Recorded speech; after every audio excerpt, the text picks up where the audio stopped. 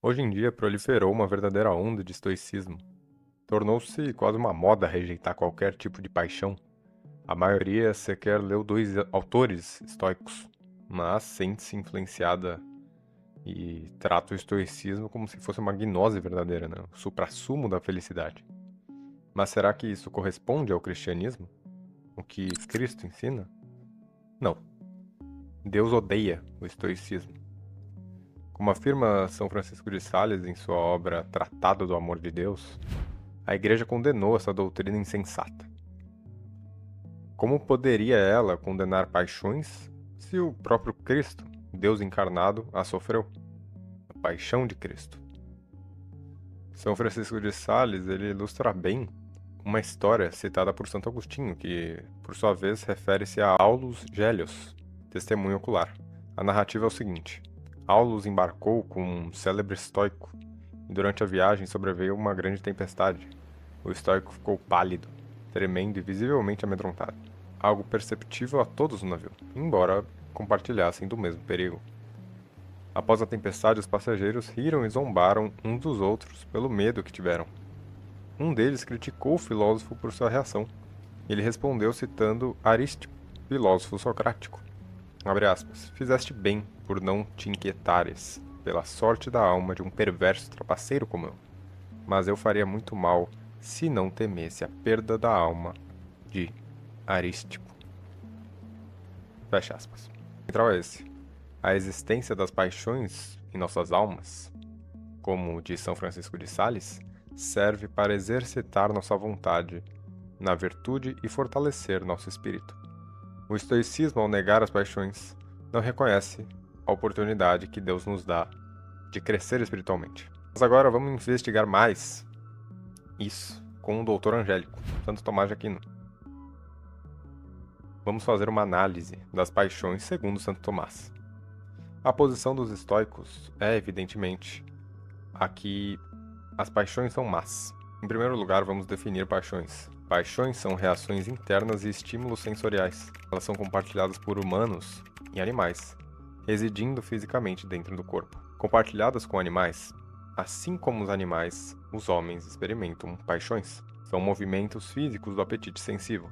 Diferente dos animais, que são movidos por instinto, os humanos possuem livre-arbítrio, permitindo-lhes considerar, escolher, se devem agir conforme uma paixão. Anjos, como seres inteligentes, sem corpo, não experimentam paixões, porque as paixões são fenômenos físicos. Santo Tomás de Aquino faz distinções cruciais em relação ao status moral das paixões. Um ato moralmente bom ou mau só pode ser praticado por um ato de vontade. Agentes não morais, como árvores ou cães, não podem cometer atos morais. As paixões sozinhas, por si só, são amorais. Santo Tomás afirma que, como a paixão é um movimento do apetite sensitivo, a paixão, considerada em si mesma, não pode ser uma virtude ou um vício, nem algo louvável ou censurável, porque essas coisas pertencem à razão. Uma relação física espontânea a um estímulo sem o envolvimento da vontade não é moralmente boa e nem má. As paixões podem se tornar louváveis ou censuráveis se estiverem sujeitas à razão e puderem ser ordenadas ou contidas por ela.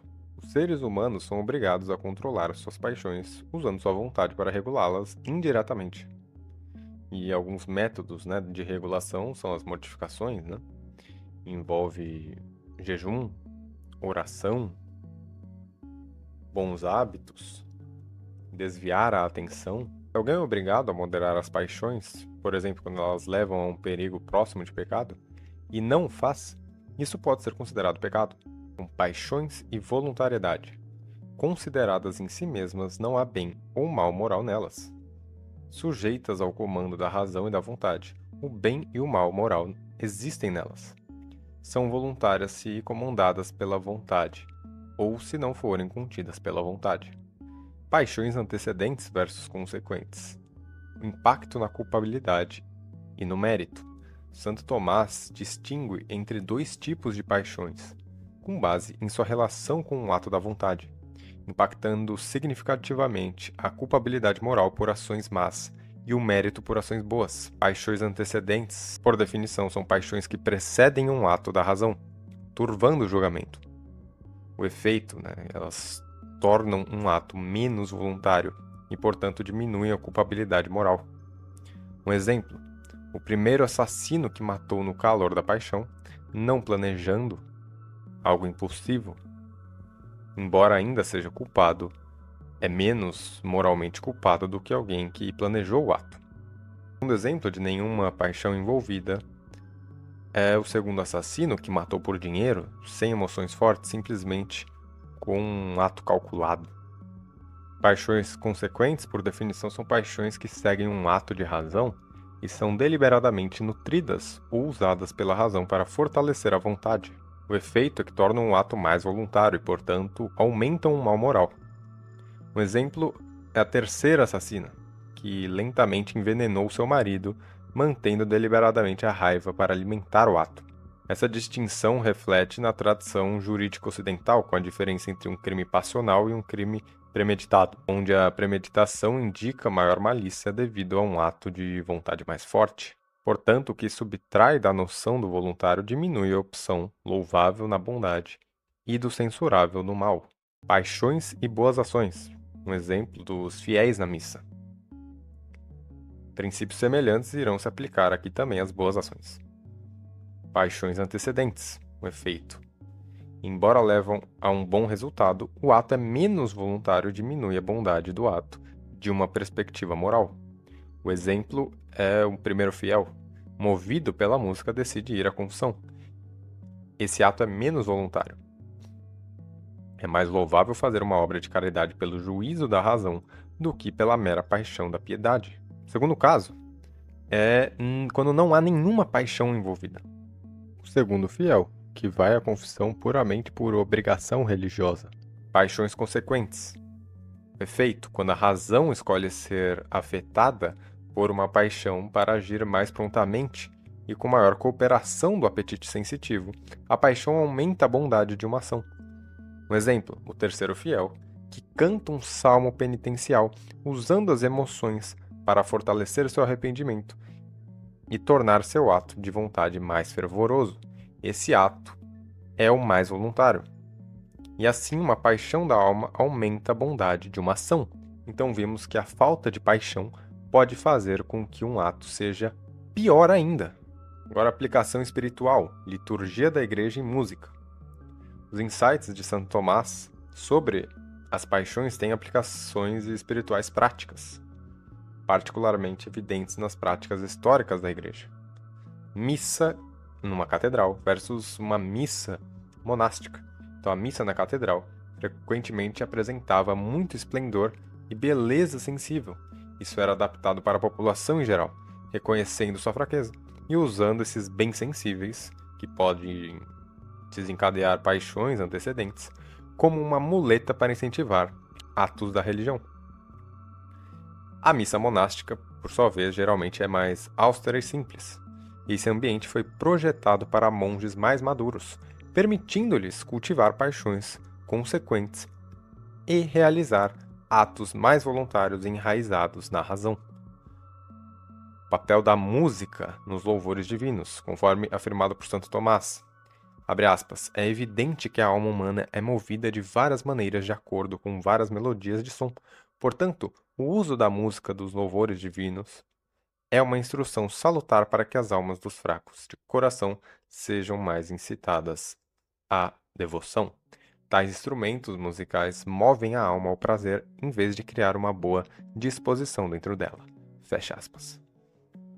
No Antigo Testamento, instrumentos eram usados para um povo mais rude e carnal, que precisava ser estimulado. Embora a música possa trazer seu propósito final nos louvores divinos, deve ser incitar à devoção. Um cantor que canta por devoção presta mais atenção às palavras. A profunda síntese de Santo Tomás sobre as paixões, em contraste com os extremos do estoicismo, revela uma verdade essencial da antropologia e moral. As paixões são inerentes à nossa natureza, criada por Deus. Não são más em si, longe de serem um mal a ser erradicado, como pretendiam os estoicos. As paixões são reconhecidas como impulsos naturais de nosso apetite sensível. Em sua essência, são movimentos psicológicos que, por si só, são moralmente neutros. A moralidade reside na vontade e na razão. O seu caráter moral surge quando a razão as ilumina e a vontade as acolhe, dirige ou rejeita. É a liberdade e a responsabilidade da vontade humana, discernindo o bem e o mal, que as transforma em elementos de mérito ou de culpa.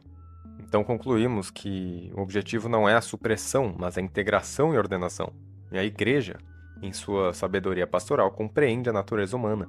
Vimos que muitas vezes a pessoa não ter paixão, ela faz um ato mau.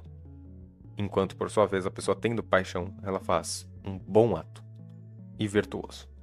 Então, os estoicos estão completamente errados.